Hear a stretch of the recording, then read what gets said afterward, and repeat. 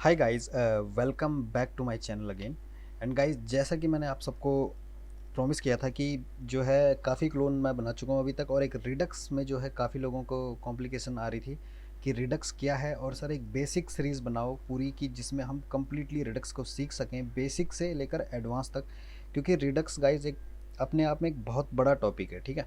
क्योंकि टॉपिक बहुत बड़ा इसलिए है क्योंकि रिडक्स को हम एक जगह नहीं बहुत जगह यूज़ कर सकते हैं। बहुत नॉर्मल जावास्क्रिप्ट में हम रिडक्स को यूज़ कर सकते हैं, और मैनी अदर जावास्क्रिप्ट की जितनी भी एप्लीकेशंस होती हैं, लाइब्रेरी होती हैं, किसी में भी हम यूज़ कर सकते हैं। मतलब ये सिर्फ रिएक्ट के लिए ही नहीं बनी है, बहुत सारी चीज़ के लिए रिडक्स बना हुआ है, ठीक है।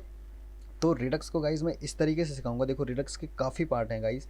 पहले तो मैं आपको बेसिक फंक्शनल प्रोग्रामिंग से स्टार्ट करके बताऊंगा कि किस तरीके से हम स्टेप बाय स्टेप रिडक्स को खुद बना सकते हैं, ठीक है। हम बिना किसी लाइब्रेरी के एक नॉर्मल रिडक्स बनाना मैं आपको सिखाऊंगा कि हम एक स्टार्टिंग से रिडक्स कैसे बनाएं, अपना खुद का स्टोर कैसे बनाएं।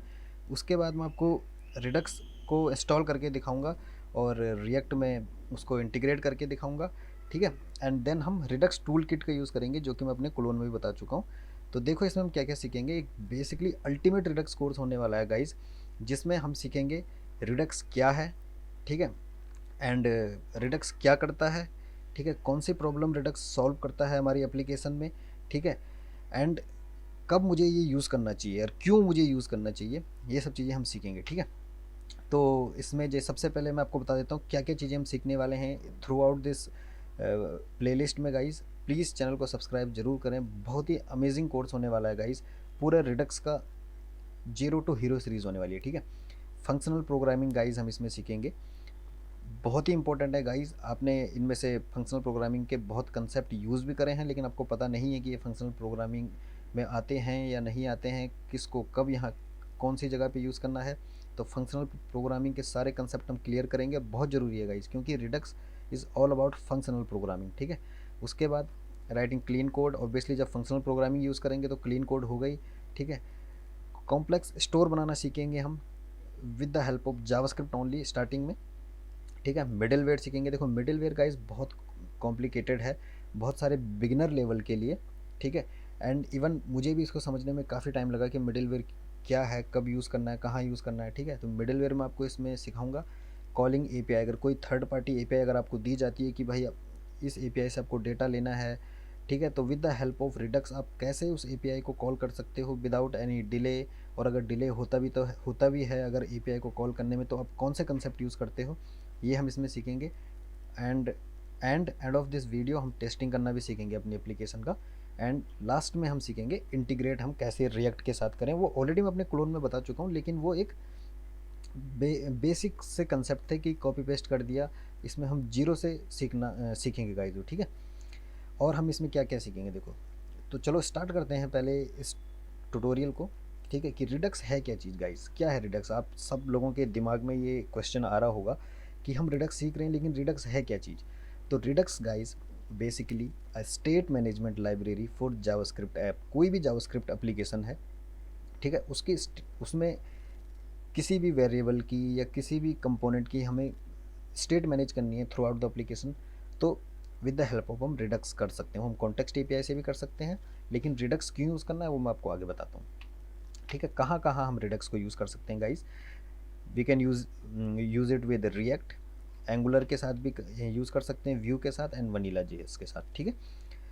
तो vanilla JS means pure JavaScript जो होती है, ठीक है। तो इन 4 एप्लीकेशंस के साथ हम रिडक्स को यूज़ कर सकते हैं, मे बी अदर के साथ भी कर सकते हैं, लेकिन मैं आपको बेसिक बता रहा हूँ कि रिडक्स सिर्फ रिएक्ट के लिए ही नहीं बनी है, बल्कि जावास्क्रिप्ट की जितनी भी एप्लीकेशन होती हैं सब में हम रिडक्स का यूज़ कर सकते हैं, ठीक है।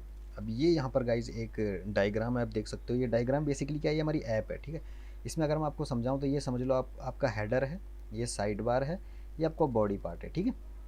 अब हमें इसमें क्या करना है, देखो यहाँ पे हमारी कोई स्टेट है, ठीक है।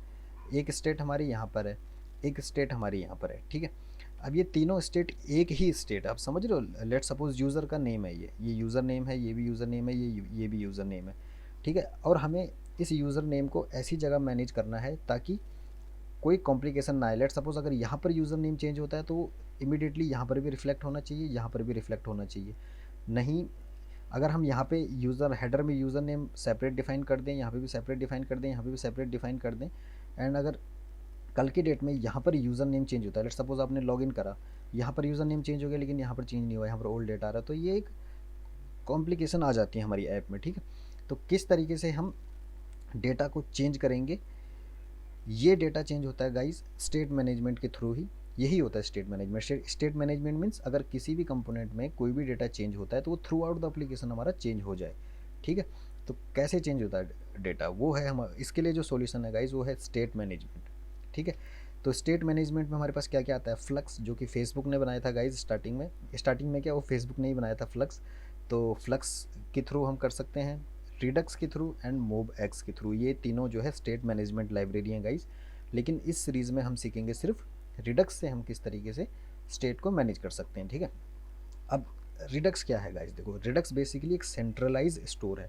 अब मैं इसको एक बार फिर से आपको दिखाता हूँ, ये हमारी स्टेट है और ये हमारा एक स्टोर है जहाँ पर हमारा यूज़र का डेटा स्टोर हो रखा है। ठीक है, इस स्टोर में लेट सपोज इसको यूज़र चाहिए, इसको यूज़र चाहिए, इसको यूज़र चाहिए, तो कहाँ से आएगा वो डायरेक्टली अब हमारा स्टोर से आएगा। ठीक है, अब देखो यहाँ पर क्या है विदाउट रिडक्स, आप देखो विदाउट रिडक्स क्या हो रहा है कि यहाँ पर हमें यूज़र चाहिए तो हम यूज़र को कैसे भेज रहे हैं, ये सपोज़ हमारी ऐप है, ये ऐप के अंदर के अलग अलग कंपोनेंट है। मैं अभी रिएक्ट की बात कर रहा हूँ, जैसे हम कंपोनेंट बनाते हैं, ये ऐप है, लेट सपोज ये हेडर, साइड बार, फिर ये लेफ्ट साइड बार, या अदर कंपोनेंट जो भी है, home page, about us, contact us, है ना।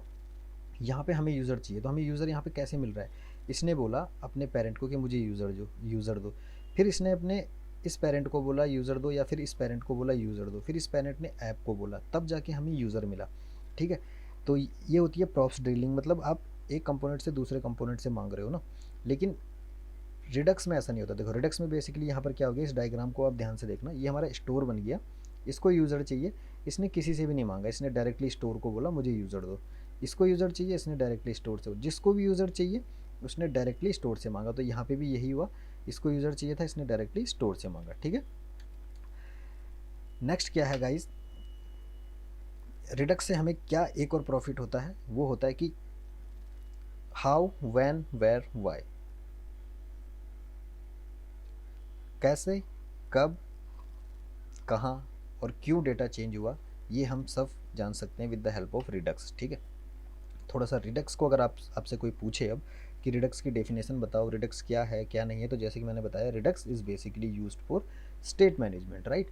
अगर आप यहाँ पर कोई पूछे रिडक्स क्या है, तो रिडक्स में आप बोल सकते हो कि रिडक्स जो है क्या करता है, इट सेंट्रलाइज एप्लीकेशन स्टेट, मतलब हमारी एप्लीकेशन की स्टेट को एक सेंट्रलाइज स्टोर पे स्टोर कर देता है। ठीक है, लेट्स सपोज हमारे पास स्टोर है, वो एक सेंट्रलाइज स्टोर है हमारा, मतलब वह हमें डेटा वहीं से गेट करना है।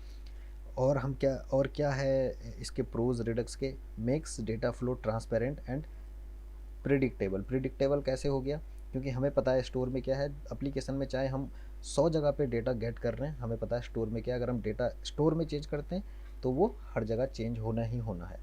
ठीक है, तो नेक्स्ट जो है गाइज, नेक्स्ट क्या है, रिडक्स को कब यूज़ करना है। ठीक है, अभी क्वेश्चन ये भी आता है कि रिडक्स को कब यूज़ करना है, तो रिडक्स को गाइज हमें बेसिकली, अभी ये जो डेफिनेशन है इसको आप भूल जाओ। ठीक है, तो रिडक्स को आप बेसिकली ऐसी जगह पे यूज़ करें जहाँ पर आपको लगे कि आपकी जो ऐप है वो एक बहुत बड़ी ऐप है और उसमें आपको स्टेट मैनेजमेंट मैनेज करनी है थ्रू आउट द एप्लीकेशन। एक कंपोनेंट से दूसरे कंपोनेंट में डेटा जा रहा है, दूसरे से तीसरे में, और 100 कंपोनेंट है, 100 कंपोनेंट में डिफरेंट डिफरेंट डेटा जा रहा है। लेट सपोज आपने लॉगिन फंक्शनलिटी लगाई और वहाँ पर आपके पास 100 कंपोनेंट है, 100 कंपोनेंट में आपको यूज़र का डेटा चाहिए, तो उस सिचुएशन में आप यूज़ कर सकते हो रिडक्स का। ठीक है, एंड रिडक्स को यूज़ कब नहीं करना है, देखो जब मैं बताता हूँ, अगर कोई छोटी एप्लीकेशन है, क्लाइंट का बजट कम है, ठीक है, क्लाइंट उतने पैसे नहीं देना चाहता है, तो वहाँ पर आप सिंपली कॉन्टेक्स्ट एपीआई का यूज़ कर सकते हो, और एक स्मॉल टू मीडियम साइज़ की ऐप है, कोई ज़्यादा नहीं है, जैसे कि अभी तक हमने जितने भी क्लोन बनाए वो छोटे क्लोन है। ठीक है, एक दो कंपोनेंट में ही हमें स्टेट मैनेज करनी होती है, तो वहाँ पर हमें ज़रूरी नहीं है हम रिडक्स को यूज़ करें। ठीक है, तो ये स्टैटिक डेटा है, वहाँ पर भी हमें रिडक्स को यूज़ नहीं करना है। और ये बहुत अच्छा एक ब्लॉग है, you might not need Redux, कि हमें रिडक्स को कब और कहाँ यूज़ नहीं करना है, ये आप इजीली पढ़ सकते हैं। डैन एब्रामोव, ये आपको मिल जाएगा गूगल पे, तो ये ब्लॉग आप पढ़ लें, आपको समझ में आ जाएगा कि रिडक्स को कहाँ पर यूज़ करना है। वैसे तो मैंने बता ही दिया, इसमें भी ब्लॉग में वही है, मैंने बहुत ही सिंपल तरीके से बताया कि कहाँ पे यूज़ करना है, कहाँ पे नहीं करना है, ठीक है। तो ये था रिडक्स का। रिडक्स में हमने क्या क्या सीखा, एक सेंट्रलाइज स्टोर होता है जहाँ से हमें डेटा मिलता है, हम उसको फेच कर सकते हैं थ्रू आउट द एप्लीकेशन, ठीक है। तो गाइज स्टार्ट मैं करूँगा फंक्शनल प्रोग्रामिंग से, ठीक है। तो अभी तो ये सिर्फ एक इंट्रोडक्शन पार्ट था। अगर आपको वीडियो अच्छा लगे तो चैनल को सब्सक्राइब कर दें। फंक्शनल प्रोग्रामिंग से हम स्टार्ट करेंगे, ठीक है। क्या होती है फंक्शनल प्रोग्रामिंग, क्यों यूज़ होती है रिडक्स में, कहाँ पर हमें क्या चीज़ यूज़ करनी है, वो हम सीखेंगे नेक्स्ट वीडियो में, ठीक है गाइस। तो अभी के लिए इतना ही। Thank you for watching guys, bye bye, take care.